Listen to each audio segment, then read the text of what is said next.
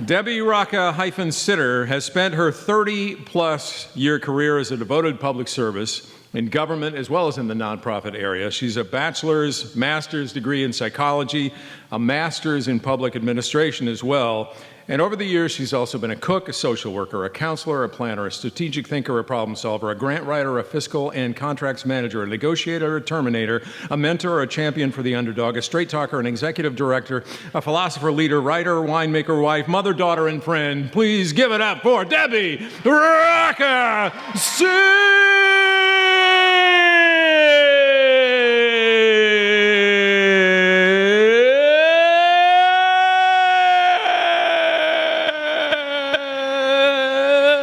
Could have come up quicker. Thanks.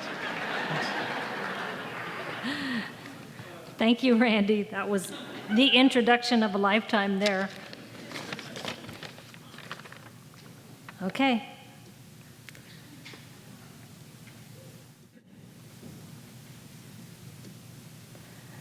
Hi, my name is Debbie Racca-Sittre, and I'm currently employed as the Executive Director of the City of San Antonio's Department of Arts and Culture. I have been in this job for a little over 3 years now and came with experience not in arts, but in government. A little over 3 years ago, Assistant City Manager Lori Houston asked me to serve as the Interim Director of the Department for Culture and Creative Development. I said to her, "You want me to do what?" You see, I had been working in the Transportation and Capital Improvements Department for the past 10 years, and I thought, how is this relevant? She said, "You know the rules of government and how to connect to constituents." She said, "Look, you'll be working with lots of people and people like you." I wasn't sure, but I said yes, and here I am. So that gets me to the reason I chose Confessions of a Bureaucrat as a topic for my PechaKucha. Because there are so many stories to tell. Let's take the word bureaucrat. The Merriam-Webster dictionary says that in French, the word bureau is desk. So bureaucracy basically means government by people at desks. Despite the bad-mouthing we often get, partly because we have to follow the rules, truth is most bureaucrats work very hard and people's lives would be very sour without us. I prefer the term public servant. Serving the public is what I and my colleagues do every day. Yes, we make lemonade. So I offer some advice for those who work for the government, as well as those who love the government and those who loathe it. First, keep an open mind. Believe in your heart that you can make a difference. Making a difference is why I chose public service. I have options. I could work in the for-profit sector making lots of money. I could run my own business, but I chose public service because I believe that I can make a difference. So put on your gloves and go where you're called. This is what I did when I was asked to lead the Department of Arts and Culture. It worked out to be something I grew to love because I could see all the passion around me within the arts community. And again, I realized there was a lot of important work to be done. Be brave. Be fearless even. It can be difficult to get people interested in new ideas or doing things a different way. Building traction for great ideas can be a tremendous amount of work. Never give up and don't lose hope. For example, PechaKucha is a lot of work, but so worth it. Listen and meet people where they're at. In this photo, I'm listening to the King and Queen of Spain. But royalty or not, everyone's opinion matters. You don't have to agree, just listen. Lend an ear, even when it might be tough to hear. You also want to see the big picture. Most people don't really care to see the little details. Be aware of the details, but don't lose sight of what it really matters, the goal. There's life and joy everywhere, maybe even in some unexpected places. These unique perspectives can change minds and open up the world. Be real, be authentic. Say what you mean, and mean what you say. Also, you really need to believe what you say, because the truth matters. Have a plan, and stick with it.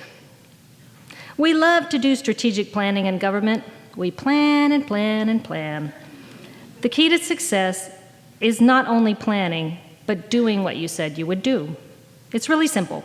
Always have a plan and stick with it. Here, I am preparing for the eclipse, and of course it came, so I was ready. Do the heavy lifting.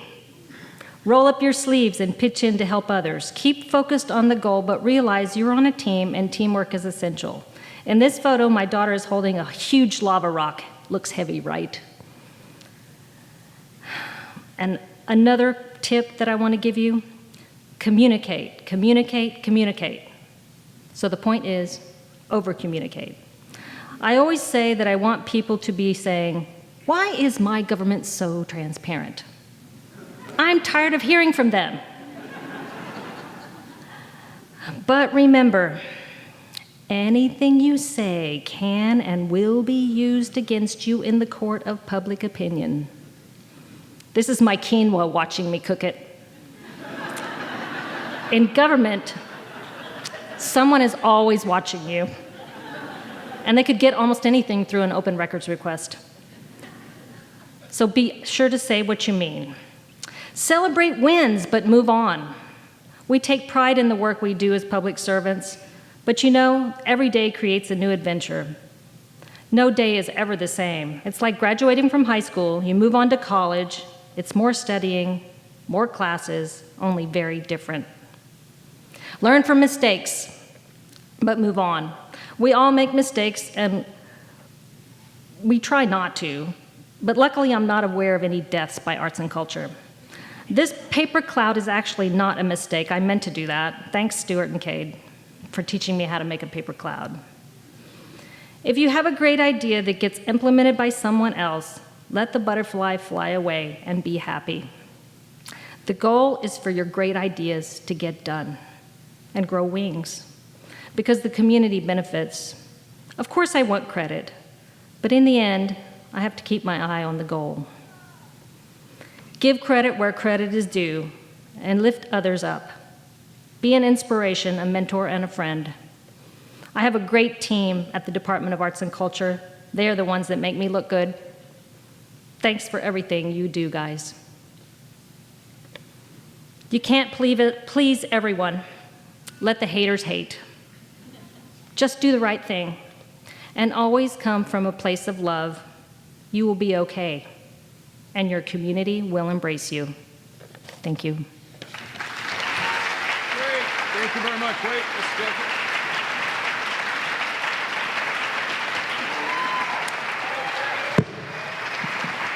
Thank you, Debbie. Thank you. You can't leave yet. This is the embarrassing personal questions part of the program.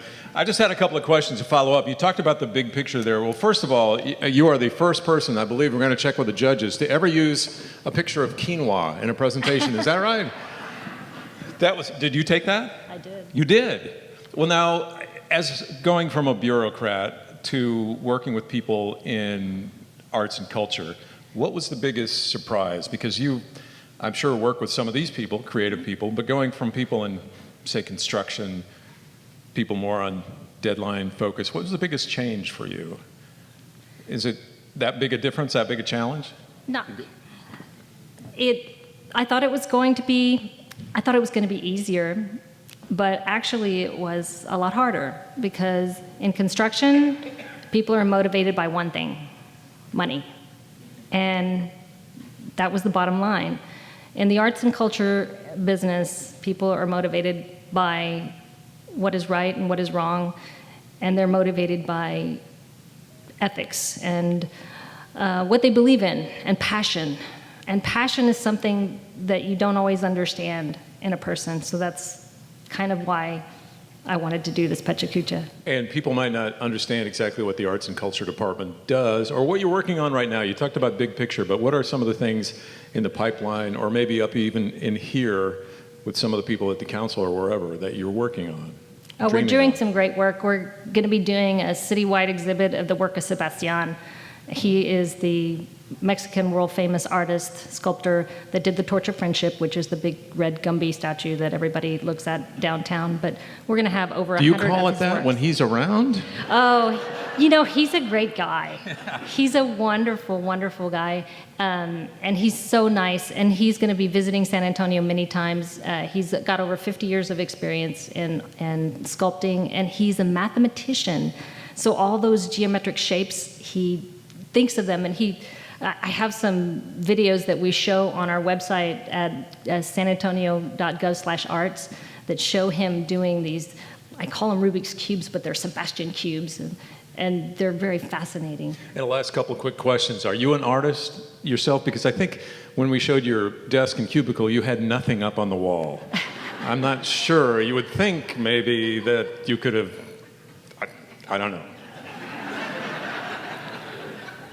Well, I guess we're all artists at heart in some way. Some of us can make a living at it and some can't. So I would say I'm in the camp of I can't. But you don't. Do you have anything? Do you have anything up on your office wall now? Oh yeah, I have some great art that I'm collecting now from artists in San Antonio that are really wonderful. Jose Sotelo is one of my favorite artists. He's an emerging artist in San Antonio. And where can people find out more information about what you do? It's something.gov. City of COSA.gov/ sanantonio.gov/arts, and you can follow me on Instagram at Racca-Sittre. You kids. All right, thank you very much. Give it up for Debbie Racca-Sittre.